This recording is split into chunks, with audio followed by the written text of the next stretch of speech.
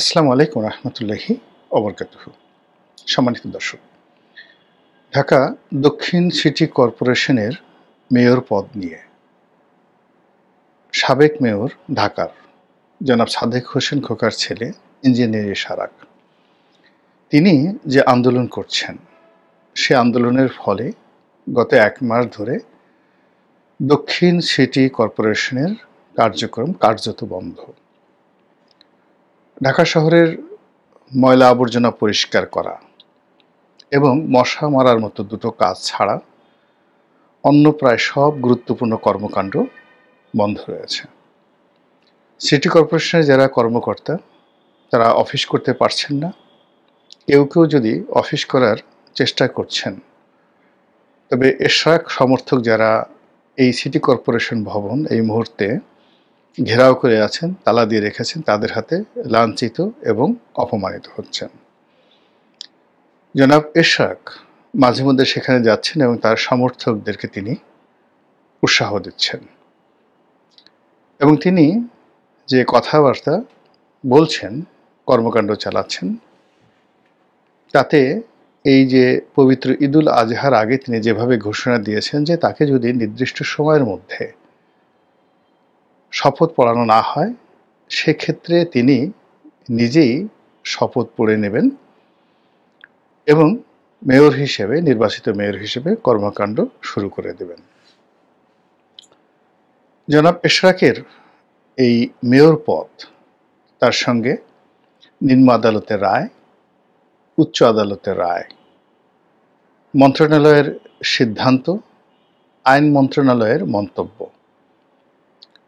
এবং সর্বোপরি নির্বাচন কমিশনের সিদ্ধান্ত, কর্মকাণ্ড, মনোভাব সব মিলিয়ে এরকম একটা জটিল অবস্থা তৈরি হয়েছে, যে অবস্থা সরকারের জন্য এবং এশরাকের জন্য এবং একই সঙ্গে বিএনপির জন্য ভীষণ রকম অস্বস্তিকর।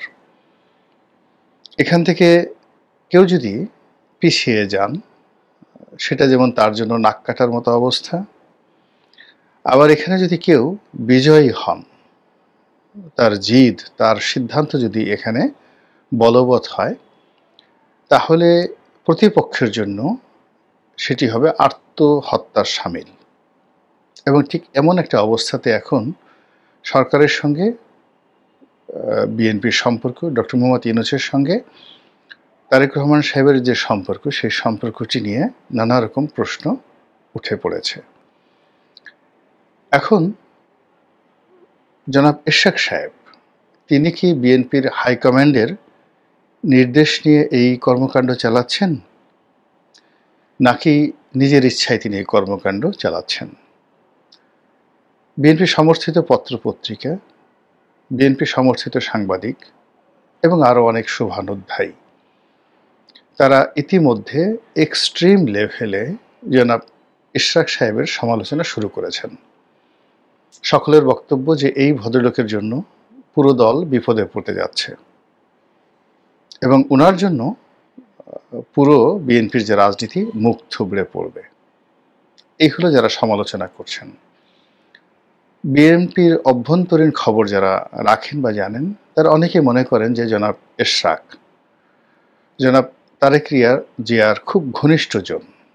বলা হয়ে থাকে তিনি জিয়া পরিবারের একেবারে ঘরের মানুষ এবং এই মুহূর্তে পুরো বিএনপি রাজনীতিতে যদি জিয়া পরিবারের ঘরের মানুষ কাউকে বলা হয়, তাহলে সেটা এশরাক সাহেবকেই ধরে নেওয়া হয়।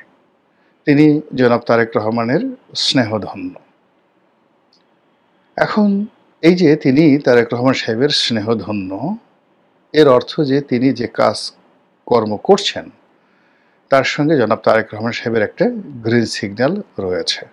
এক, আবার তারেক রহমান সাহেব যদি না চান, তাহলে এখানে জনাব এশরাক 1 মিনিট আন্দোলন করতে পারেন না, এটাই সত্যতা। অন্যদিকে দলের কয়েকজন সিনিয়র নেতা আমি সামাজিক মাধ্যমে দেখেছি, তাই তাদের নাম বলিনি, পেপার পত্রিকা আসেনি। একজন খুবই জনপ্রিয় সাংবাদিক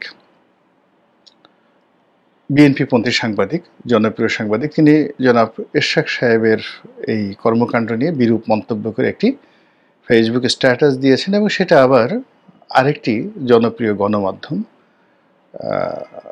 সেখানে প্রকাশিত হয়েছে। তো এটা নিয়ে যখন ফেসবুকে নানা রকম মন্তব্য হচ্ছিল, তখন সেই সাংবাদিক বললেন যে বিএনপির অমুক শীর্ষ নেতা মন্তব্য করেছেন যে এই ঘটনার সঙ্গে বিএনপির কোনো রাজনৈতিক সংযোগ নেই, এটা দলীয় কোনো সিদ্ধান্ত নয়। এবং যে সিনিয়র নেতার কথা বলা হচ্ছে তিনি মূলত দলের মধ্যে বেগম জিয়াপন্থী। আর অন্যদিকে জনাব তারেক জিয়াপন্থী যে সকল তরুণ তুর্কি রয়েছে, নিঃসন্দেহে তাদের মধ্যে এরশাদ সাহেব শীর্ষতম। তো এরকম যখন একটি বিরূপ অবস্থা তৈরি হচ্ছে, তখন সবাই জনাব তারেক রহমান সাহেবের সঙ্গে জনাব ডক্টর মোহাম্মদ ইউনূসের যে লন্ডন বৈঠক, সেই বৈঠকের নেতিবাচক দিক নিয়ে আলোচনা করছে। আমি যখন এই বৈঠকটি শুরু হওয়ার সম্ভাবনা দেখা দিল, তখন আমার একটা ভিডিওতে বলেছিলাম যে এই বৈঠকের ফলাফল ইতিবাচক, এটার প্রথম প্রমাণ হবে যদি ডক্টর মোহাম্মদ ইউনূসের কার্যতালিকাতে এরশাদের বিষয়টি থাকে। সেক্ষেত্রে জনাব তারেক রহমান সাহেব দুটো জিনিস করবেন।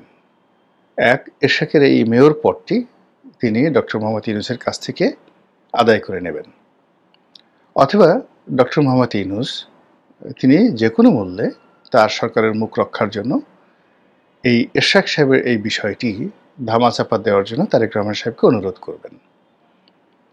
আমি আরও বলেছিলাম যে তারেক রহমান সাহেবের এই বৈঠকের পর বাংলাদেশে যদি ঈদের পর জনাব এরশাদ তার আন্দোলন চালিয়ে নেন, ধরে নিতে হবে যে জনাব তারেক রহমান এবং জনাব ডক্টর মোহাম্মদ ইউনূসের যে বৈঠক, সেই বৈঠকটি ভালো হয়নি।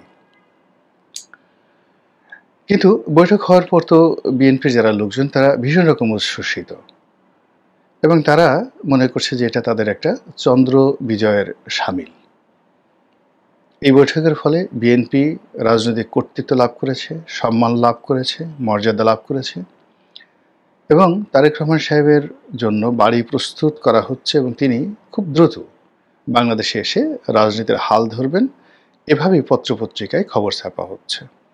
সেক্ষেত্রে বাড়ির ছবি, বাড়ির গেটের ছবি পত্রপত্রিকায় প্রকাশিত হচ্ছে।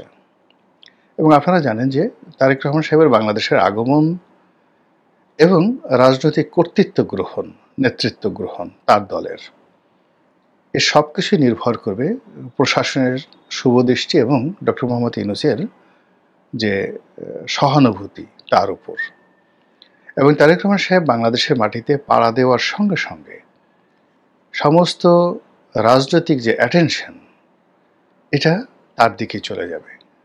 পেপার পত্রিকা, সাংবাদিক, সাধারণ মানুষের দৃষ্টি, এমনকি তিনি যেখানে যাবেন, যদি আগামী কয়েক মাসে ধরুন তার মেজর কোনো ভুল না হয়, তাহলে জনগণ পঙ্গপালের মতো তার জনসভাতে হাজির হবেন, তার বাড়ির সামনে লোকজনের ভিড় থাকবে।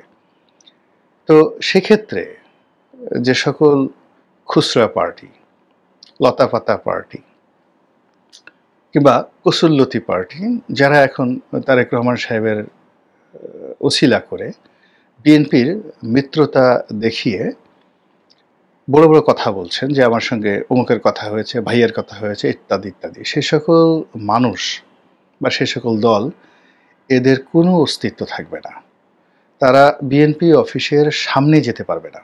তারেক রহমান সাহেব যদি তাদেরকে ডাকেনও, তো তারেক রহমান সাহেবের অফিসের সামনে এত লোক থাকবে, সেই লোকের বাধা অতিক্রম করে লতা পাতা পার্টির কেউ সেই তারেক রহমান সাহেবের সঙ্গে দেখা করতে পারবে না। ফলে বিএনপির যারা মিত্র, সেই মিত্ররা নিষ্ক্রিয় হবেন অথবা বিএনপির যারা শত্রু তাদের সঙ্গে যোগ দিবেন। এর বাইরে কোনো কর্মকাণ্ড ঘটবে না। কিন্তু এখন দূর থেকে তারেক রহমান সাহেব যদি কাউকে টেলিফোন করেন, কারোর সঙ্গে কথা বলেন, অথবা কেউ যদি তারেক রহমান সাহেবের সঙ্গে কথা বলেন, সেখানে একটা বন্ধুত্ব এবং বন্ধন তৈরি হয়ে যায়।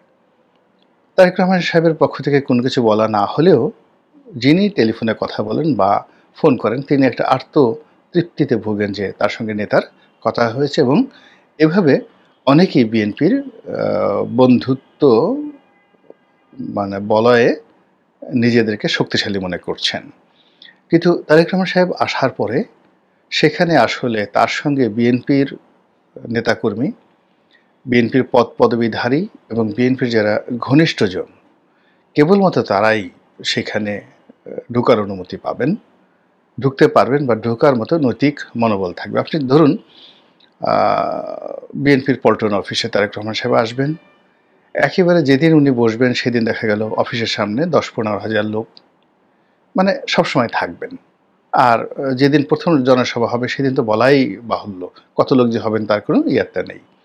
তো সেখানে বিএনপির মিত্র হিসেবে যারা এখন পরিচয় দিচ্ছেন তারা গাড়িতে করে নেমে ওই অফিসের সামনে গিয়ে মঞ্চে উঠবেন, এর মধ্যেই অনেক ঘটনা ঘটে যাবে।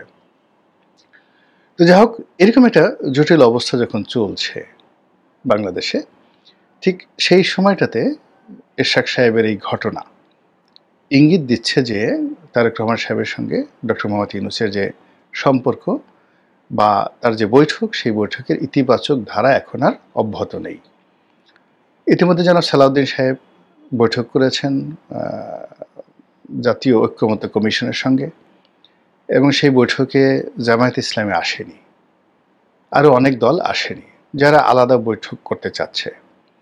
তাহলে স্পষ্টতই বোঝা যাচ্ছে যে বিএনপির সঙ্গে অন্যান্য যে রাজনৈতিক দল তাদের একটি স্পষ্ট দূরত্ব তৈরি হয়ে গেছে এবং সেই দূরত্ব লন্ডন বৈঠকের কারণে।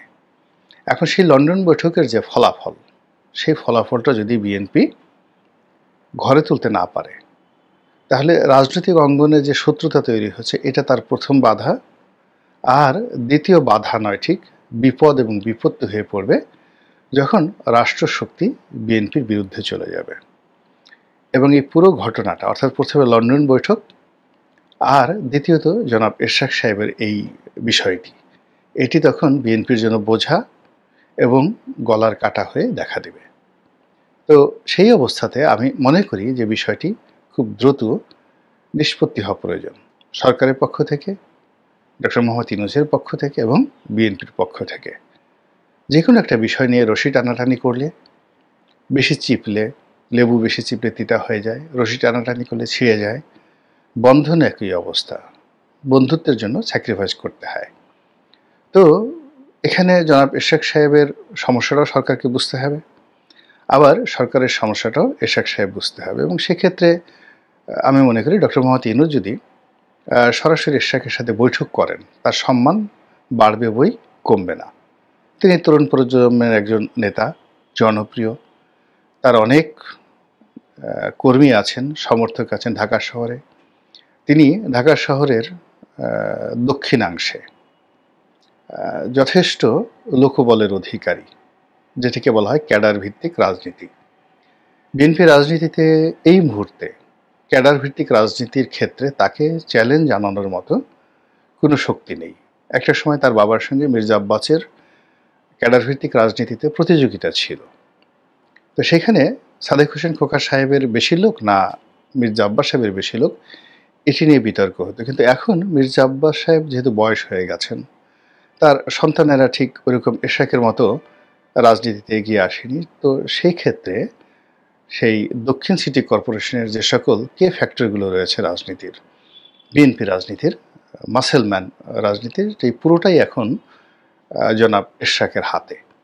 তো সেই এরশাদকে ইচ্ছা করলে বিএনপি মাইনাস করতে পারবে না, এটা ডক্টর মোহাম্মদ ইউনূসকে বুঝতে হবে। আবার ডক্টর মোহাম্মদ ইউনূসের যে রাজনৈতিক অভিলাষ কিংবা তিনি যেভাবে দল গঠন করতে চাচ্ছেন, তার এনসিপিকে তিনি যেভাবে পুনর্বাসিত করতে চাচ্ছেন, সেখানে এরশাদ সাহেবের মতো লোকের হাতে যদি দক্ষিণ সিটি কর্পোরেশনের নেতৃত্ব চলে আসে তাহলে খুব অল্প দিনের মধ্যে উত্তর সিটি কর্পোরেশনের নেতৃত্বটাও বিএনপির হাতে চলে আসবে। এবং সেক্ষেত্রে পুরো ঢাকা শহরের ওয়ার্ড ভিত্তিক বিএনপির যে ক্ষমতা, দাপট, এটাকে চ্যালেঞ্জ দেওয়ার মতো কেউ থাকবে না, চ্যালেঞ্জ করার মতো কোনো শক্তি থাকবে না, যা কিনা এনসিপি রাজনীতি বা ডক্টর মোহাম্মদ ইউনূসের রাজনীতি রীতিমতো একেবারে গোল্লা বানিয়ে ফেলবে, শূন্য বানিয়ে ফেলবে। এই বিষয়টাও বিএনপিকে ছাড় দিতে হবে এবং বুঝতে হবে। যদি বৃহত্তর অর্থে জাতীয় নির্বাচন তাকে আদায় করতে হয়। এখন জাতীয় নির্বাচন ভার্সেস ২ সিটি কর্পোরেশন। জাতীয় নির্বাচন ভার্সেস ঢাকা শহরের পাড়া মহল্লায় মাস্তানি, চাঁদাবাজি থেকে শুরু করে স্থানীয় রাজনীতির উপর কর্তৃত্ব স্থাপন। কোনটা করবে, কে কোনটা ছাড় দিবে তার উপর নির্ভর করছে আগামী রাজনীতির শান্তি এবং সমৃদ্ধি। আল্লাহ আমাদের সবাইকে হেদায়েত দান করুন এবং হেফাজত করুন। আসসালামু আলাইকুম ওয়া রাহমাতুল্লাহি ওয়া বারাকাতুহু।